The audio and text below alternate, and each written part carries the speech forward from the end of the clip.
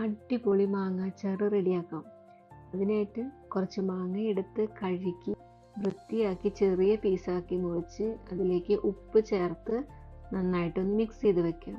പിന്നെ ഒരു പാൻ എടുത്ത് അതിലേക്ക് നല്ലെണ്ണയോ വെളിച്ചെണ്ണയോ ഒഴിച്ച് നന്നായിട്ട് ചൂടായിട്ട് വരുമ്പോൾ കടുക് ഇട്ട് കൊടുക്കാം. കടുക് നന്നായി ഒന്ന് പൊട്ടി വരുമ്പോൾ അതിലേക്ക് ഉലുവ ചേർത്ത് നന്നായിട്ടൊന്ന് മിക്സ് ചെയ്ത് കൊടുക്കാം.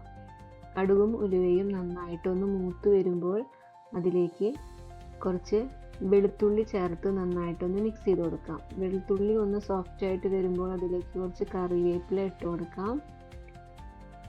വഴറ്റിയതിന് ശേഷം 4 ടേബിൾ സ്പൂൺ കാശ്മീരി മുളക് പൊടി, 2 ടേബിൾ സ്പൂൺ എരിവുള്ള മുളക് പൊടി, 1/2 ടീസ്പൂൺ മഞ്ഞൾപ്പൊടി എന്നിവ ചേർത്ത് നന്നായിട്ടൊന്ന് മിക്സ് ചെയ്തെടുക്കണം. പൊടികൾ കരിഞ്ഞു പോവാതിരിക്കാൻ ശ്രദ്ധിക്കണം.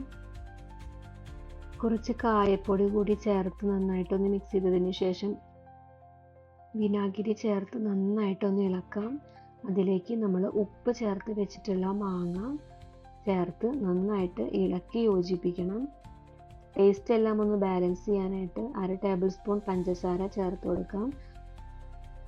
അവസാനമായി കുറച്ച് കടുകും ഉലുവയും ഒന്ന് വറുത്ത് പൊടിച്ച്